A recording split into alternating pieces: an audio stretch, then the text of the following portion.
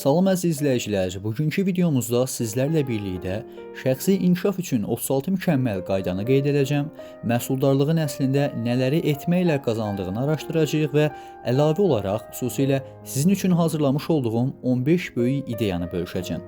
Əgər hazırsınızsa not dəftərinizi və əlbəttə ki, qeyd üçün qələminizi götürün, başlayaq. Okey, ilk öncə şəxsi inkişaf üçün 36 mükəmməl qaydadan başlayaq.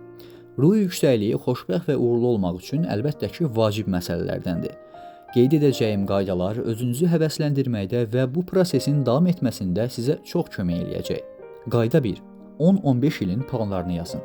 Həqiqətən bu çox vacib məsələlərdən biridir. Təmiz kağıza arzu etdiyiniz gələcəyin hekayəsini yazın. Gələcəkdə görmək istədiyiniz işləri, yaşamaq istədiyiniz yeri və sahib olmaq istədiyiniz mövqeyi qeyd edin.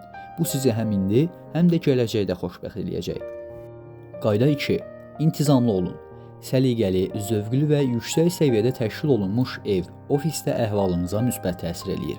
Fiziki dağınıqlıq zehni dağınıqlığa səbəb olur. Həyatınız intizamlı, sistemli olsun. Beləcə özünüzü hər gün daha da yüksəkdə hiss edəcəksiniz. Nümunə üçün, gecə yatmaq, səhərə oyanmaq üçün saatınız mütəmadi olsun.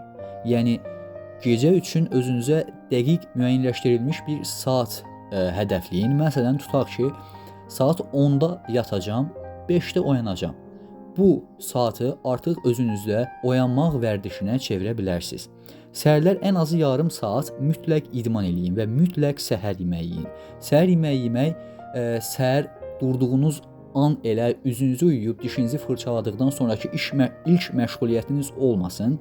Yəni 1 saat sonra da səhər yeməyini yeyə bilərsiniz.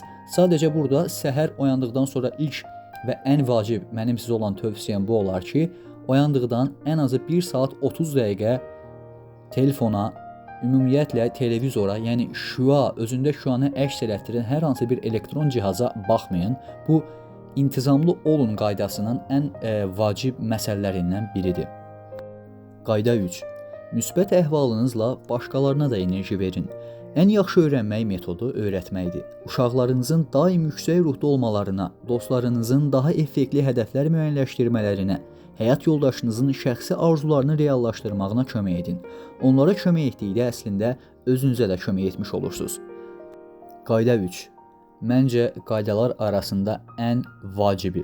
Kifayət qədər yatın. Bəzi insanlara 6 saat yuxu kifayət eləyəndə, bəziləri üçün 8 saat hətta azlıq eləyə bilir.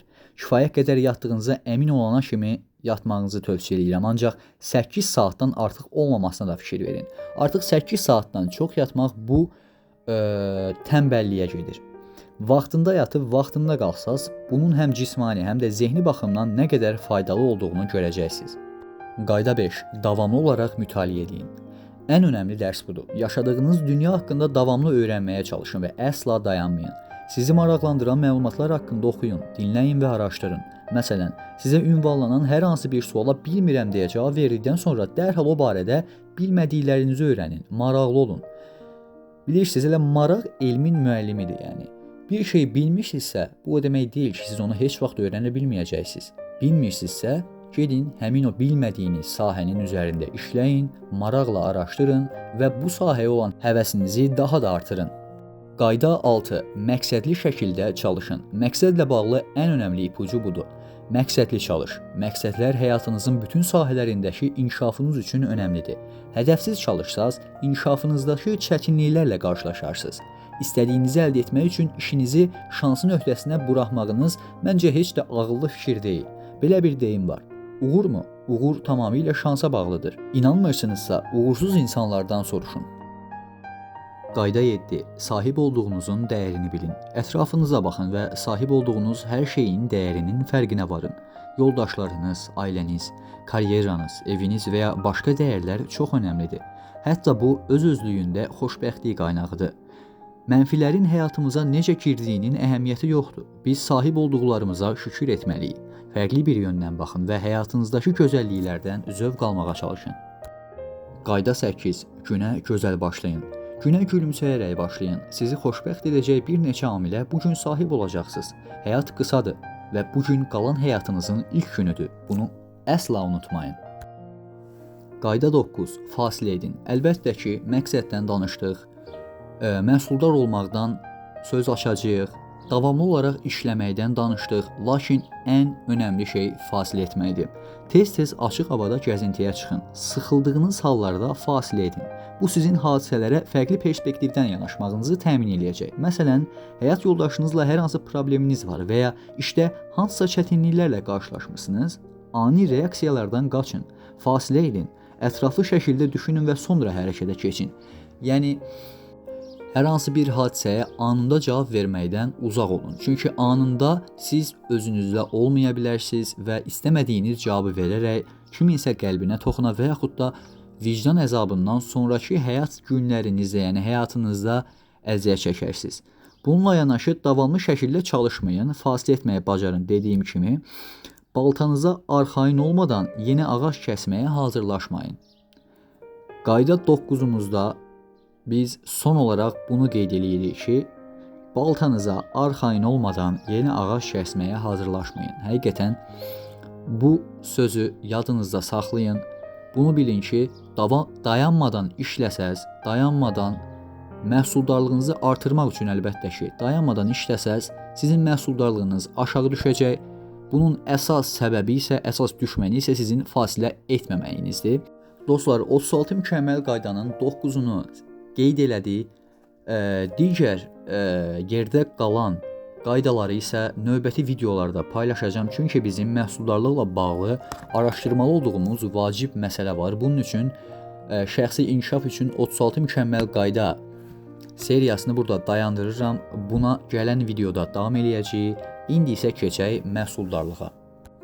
Məhsuldarlığa keçməmişdən qabaq məhsuldarlığı qarət eləyən 4 oğrudan danışacağıq. Birinci oğru yox deyə bilməməkdir, ikinci oğrumuz xaos qorxusu, üçüncü oğrumuz sağlamlığa dair pis vərdişlər, dördüncü oğrumuz isə məqsədlərinizi dəstəkləməyən ətraf aləmdir. Belə başa düşün, bir həni qorumaq üçün 1000 dəfə yox demək lazımdır. Fokuslanmağa çalışdığınız zaman diqqətin yayılması bir şeydir. Əsas işə başlamadığınız halda özünüzü tamamilə ayrı bir işə həsr etməyiniz isə başqa bir şey. Deməli olduğunuz işi qorumaq və məhsuldar olmaq üçün sizi reysdən çıxaracaq kimsə və yaxud nəyəsə yox deməyi bacarmalısınız. Həm yaşıtlarınız sizdən məsləhət və yardım istəyəcək. Tamam yad adamlar sizi axtaracaq. Həmkarlarınız sizi öz komandalarında görmək istədiklərini deyəcək. Yaxud ağla gələn hər yerdən sizə dəvətlər gələ bilər. Sizi işdən ayıra bilərlər. İşdən ayıra bilərlər. Bir şeyə sərf etdiyiniz vaxt və istədiyiniz nəticəni əldə etmədiyiniz bütün bu maneələrin öhdəsindən necə gələcəyiniz hamısı sizin özünüzdən asılıdır. Məsələ belədir.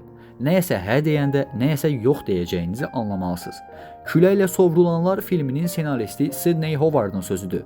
Nə istədiyinizi bilməyin yarısı ona nail olmazdan qabaq nədən imtina edəcəyinizi bilməkdir. Nəticədə böyük uğur qazanmağın ən yaxşı yolu bir işlə, daha doğrusu sizin üçün əsas olan işlə məşğul olmaqdır. Bu zaman çox şeyə yox deməyiniz lazımdır. Təsəvvür edə bilməyəcəyiniz qədər çox şeyə.